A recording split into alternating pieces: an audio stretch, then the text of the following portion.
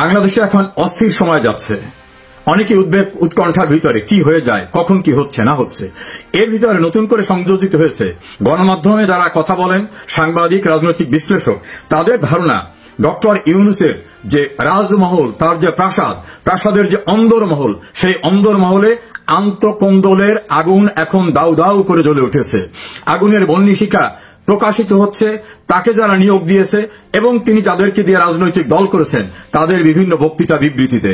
আমরা সেই বিষয়গুলো একটু শুনে আসি। নির্বাচন সংস্কার ডিজিএফআই নিয়ে কি বললেন তার দলের গুরুত্বপূর্ণ নেতা। সামনে যদি আয়নাঘর প্রচেষ্টা করা হয়, আমরা সে আয়নাঘর কেন ডিজিএফআই এর হেডকোয়ার্টার ভেঙে দিব। তিনি বললেন ফেব্রুয়ারিতে নির্বাচন হবে না, সামনে যদি আয়নাঘর, এমনকি ডিজিএফআই হেডকোয়ার্টার তারা ভেঙে দেবে। অর্থাৎ ডিজিএফআই হচ্ছে সেনাবাহিনীর প্রতিরক্ষা গোয়েন্দা সংস্থা, তার হেডকোয়ার্টার ভেঙে দেবে। লন্ডনে গিয়ে তারেক রহমানের কাছে কিভাবে সারেন্ডার করেছে সেটাকে রেটরিক করতে বলছেন যে সেজদা করে আসছে, সব বিক্রি করে দিয়ে আসছে, সে বাংলাদেশে কোনো মানুষ পায় না। আমরা সেটা একটু শুনি। বাংলাদেশের মানুষের চোখে পড়ে না, আমরা লন্ডন যেতে হবে। লন্ডনে গিয়ে সিজদা দিয়েছেন, ঘোষণাপত্র হয়েছে, ঘোষণাপত্র লন্ডনে গিয়েছে। এই যে আমাদের নোবেল লরিয়েট ইউনূস স্যার, বাংলাদেশের মানুষের চোখে পড়ে না, আমরা লন্ডন যেতে হয়। লন্ডনে গিয়ে সিজদা দিয়েছেন, সিজদার মাধ্যমে উনি ওহির মাধ্যমে আদেশ পেয়েছেন এবং সেটার একটা প্রেস রিলিজের মধ্যে জানিয়েছেন। এখানে উনি বললেন যে ইউনূস সাহেব লন্ডনে গিয়ে সেজদা দিয়েছেন, সেজদার মধ্য থেকে তিনি একটা ওহি পেয়েছেন, ওহি নাজেল হয়েছে, সেই নাজেলকৃত ওহির ভিত্তিতে তিনি কথা বলছেন।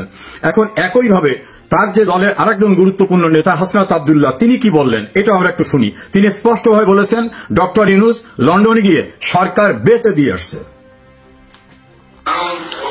যাকে অভ্যুত্থানের পরে রাষ্ট্রপ্রধান বানানো হয়েছে, উনি লন্ডনে গিয়ে হচ্ছে চিন্তা করে আসেন। এবং পৃথিবীর ইতিহাসে এমন ঘটনা আছে কিনা যে সরকার প্রধান, অন্তর্বর্তীকালীন সরকার প্রধান এবং হচ্ছে রাজনৈতিক দলের ভারপ্রাপ্ত চেয়ারম্যান একই সাথে প্রেস কনফারেন্স করেন। ওই দিনই সরকার হচ্ছে লন্ডনে বেঁচে দিয়ে আসছে। হাসনাত আব্দুল্লাহ বলেন যে পৃথিবীতে এমন নজির নাই যে অন্তর্বর্তীকালীন সরকারের প্রধান এবং বিরোধী দলের নেতা একত্রে বৈঠক করে একসঙ্গে প্রেস কনফারেন্স করে এবং ওই দিনই সরকার বিক্রি করে দিয়ে আসছে। এটা হলো হাসনাত আব্দুল্লাহর বক্তব্য। এবং আমরা আরেকটা আসি, সেনাপ্রধানকে ব্যারিস্টার ফুয়াদ বলছেন যে গুড়িয়ে দেবেন, উড়িয়ে দেবেন, ষড়যন্ত্রকারী বলছেন। আপনারা দেখতে পাচ্ছেন সেনাপ্রধান এক ধরনের নামকা অবস্থার মিটিং করার মধ্য দিয়ে এখন নতুন করে ষড়যন্ত্র করছে কিভাবে প্রেসিডেন্টের অধীনে নতুন করে একটা অন্তর্বর্তীকালীন সরকার করা যায়। আপনারা জানেন এই প্রেসিডেন্ট হচ্ছে হাসিনার আর একটা গোলাম কুকুর। এক কুকুরের বাচ্চা দিয়ে আর এক কুকুরকে স্বাধীন করা যাবে না। আমরা যখন কুকুরকে দেশ ছাড়া করেছি, কুকুরের বংশ সহ উৎখাত করে দেশ ছাড়া করবে। ব্যারিস্টার ফুয়াদ তিনি এবি পার্টির সাধারণ সম্পাদক, তিনি প্রধানমন্ত্রী শেখ হাসিনাকে উল্লেখ করে বলেছেন এবং রাষ্ট্রপতিকে যে ভাষায় তিনি বকাবকি করেছেন আমি আর সেটা উচ্চারণ করতে চাই না, এবং সেনাপ্রধান সম্পর্কে সুনির্দিষ্টভাবে বলেছেন যে সে ষড়যন্ত্র করছে। শুধু সেইখানে না, নাসিরউদ্দিন পাটোয়ারি এই সেনাবাহিনী সম্পর্কে আরো ভয়ঙ্কর একটা মন্তব্য করেছেন, আমি উচ্চারণ না করে আপনাদের শোনাই। এই যে আমাদের আর্মি ভাইরা, হাতে শুধু অস্ত্র থাকতে হয় না, মাথায় কিছু গিলু থাকতে হয়। না বুঝে সংবিধান, না বুঝে স্টেট, বিভিন্ন দেশ থেকে গিয়ে একটু ঘুরে ফিরে কিছু অস্ত্রের প্রদর্শনী থেকে কিছু অস্ত্র নিয়ে আসে। আর নিয়ে আইসা মাথায় গিলু না থাকার কারণে অস্ত্রটা চালায় জনগণের উপরে। কি অদ্ভুত একটা বাহিনী, কি অদ্ভুত গোয়েন্দা সংস্থা। আপনার মাথার মধ্যে যদি ন্যূনতম কমন সেন্স থাকতো, আপনি আয়নাঘর বানাইতে পারতেন না। এইখানে তিনি বললেন যে গোটা বাহিনীকে, গোটা সেনাবাহিনীকে বলছেন যে এদের মাথায় কোনো ভ্যালু নাই, ন্যূনতম কমন সেন্স নাই। বিদেশ থেকে কয়েকটা অস্ত্র নিয়ে আসে, ট্রেনিং নিয়ে আসে, সেই অস্ত্রটা মানুষের উপর চালায়। গোটা সেনাবাহিনীর মাথায় ভ্যালু নাই, এটা পরিষ্কারভাবে তিনি বললেন। আর ডিজিএফআই হেডকোয়ার্টার উড়িয়ে দেবেন।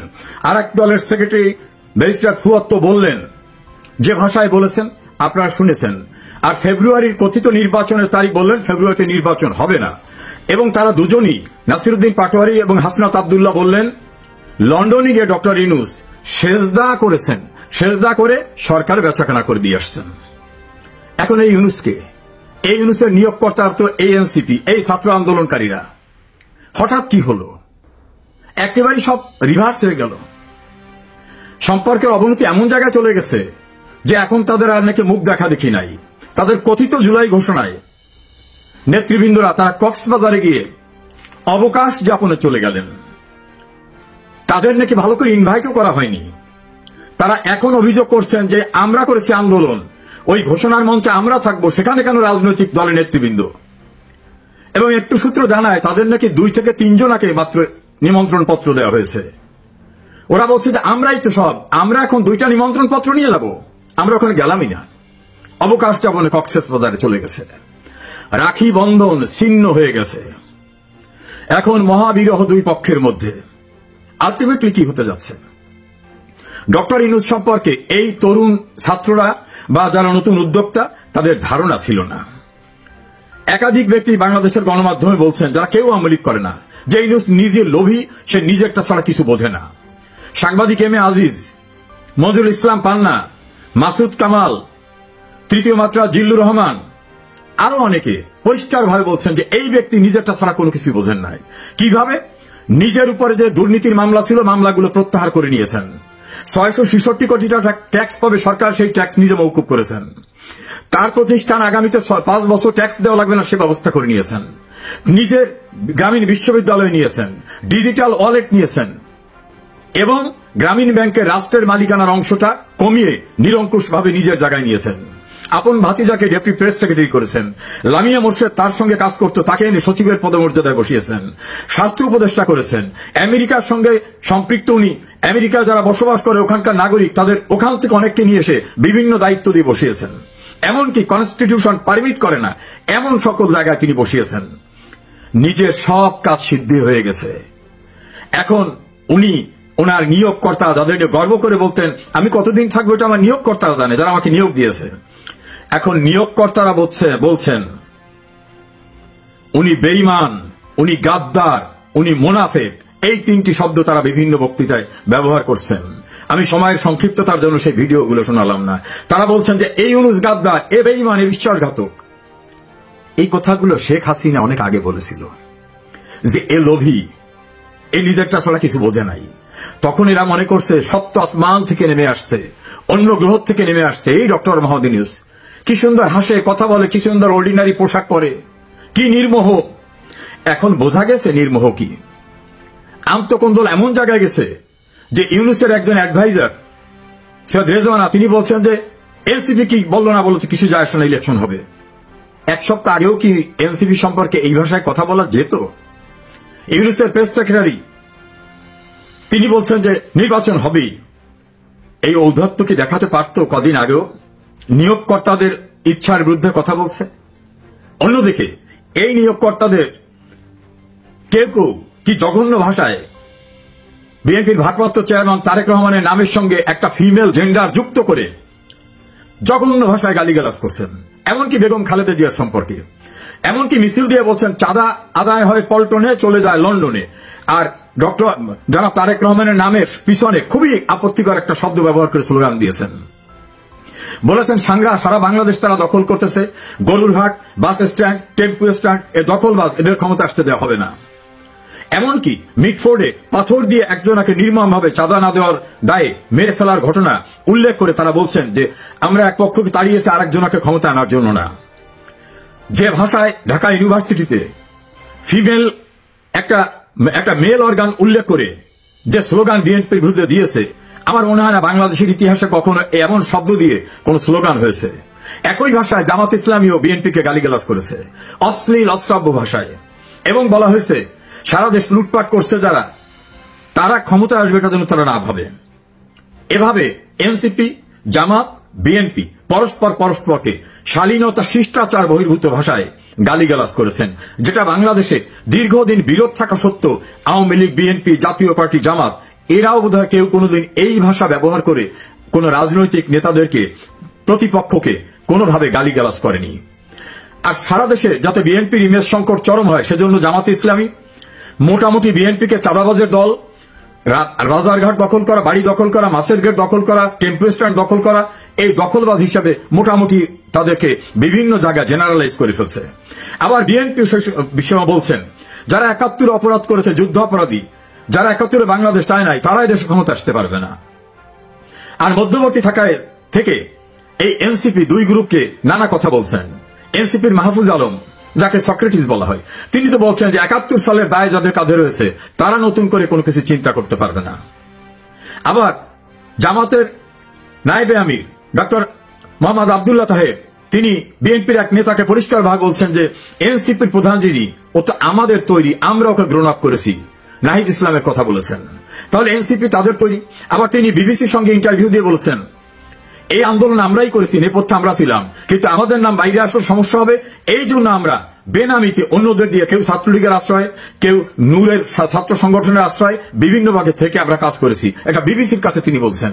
ওই সময় কিন্তু শেখ হাসিনা বলছিলেন এটা কোঠার আন্দোলন না, আসল আন্দোলন ক্ষমতা দখল করা, এবং এর নেপথ্যে জামাত, শিবির, বিএনপি। এখন কিন্তু তারা নিজেরা স্বীকার করতেছেন।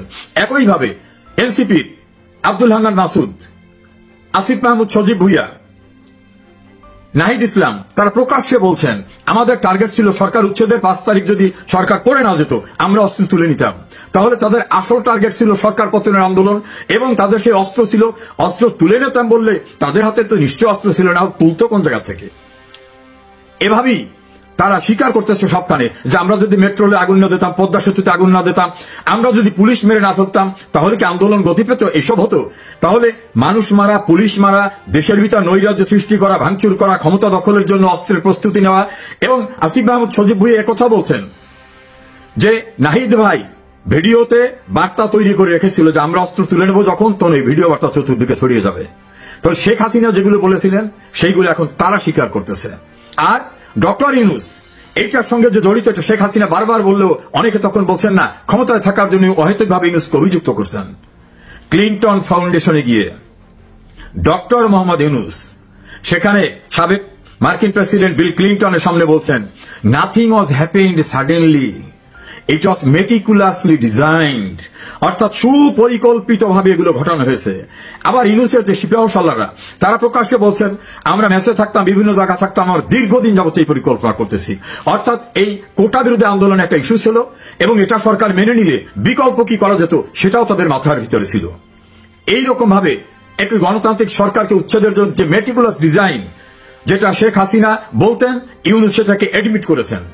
এই প্রক্রিয়ার ভিতর থেকে যারা কাজ করেছেন, এখন তাদের স্বার্থের সংঘাত। নতুন নতুন বাচ্চা ছেলেরা উপদেষ্টা হয়েছে, অর্থকড়ি স্বাদ পেয়েছে। কেউ তার নিজের এলাকায় বাবাকে দিয়ে সন্ত্রাস, নাহিদ ইসলাম তার বাবাকে দিয়ে অফিস খোলা, কেউ বলছেন মাহফুজের টাকা অস্ট্রেলিয়ায় চলে যাচ্ছে। আসিফ নজরুল সম্পর্কে অনলাইন অ্যাক্টিভিস্ট ইলিয়াস সাহেব বলছেন ১০০ কোটি টাকা তিনি আমেরিকায় নিয়েছেন। তিনি চ্যালেঞ্জ করে বলছেন যে কোথায় কিভাবে টাকা নেওয়া হয়েছে সব আমি জানি। এরকম ভাবে থোড়ের বিড়াল সব বেরিয়ে আসা শুরু হয়েছে, অথচ এরা সবাই কিন্তু এক কাতারে ছিল। গতকাল একজন প্রভাবশালী অনলাইন অ্যাক্টিভিস্ট ফ্রান্স থেকে বলেছেন সার্ভে যে রিপোর্ট আসছে এতে বিএনপি, জামাত, এনসিপি কারোই ক্ষমতা আসার মতো অবস্থা নাই, নতুন কাউকে নিয়ে আসতে হবে। তিনি তার অ্যাসেসমেন্টে বুঝেছেন যে এদের কারো এখন ইমেজ ভালো না। ভেরি রিসেন্টলি যে সার্ভে হয়েছে, সেই সার্ভেতে এর পূর্বে যে সার্ভে একই প্রতিষ্ঠান করেছিল তার থেকে অবনতি হয়েছে বিএনপি, জামাত এবং এনসিপির।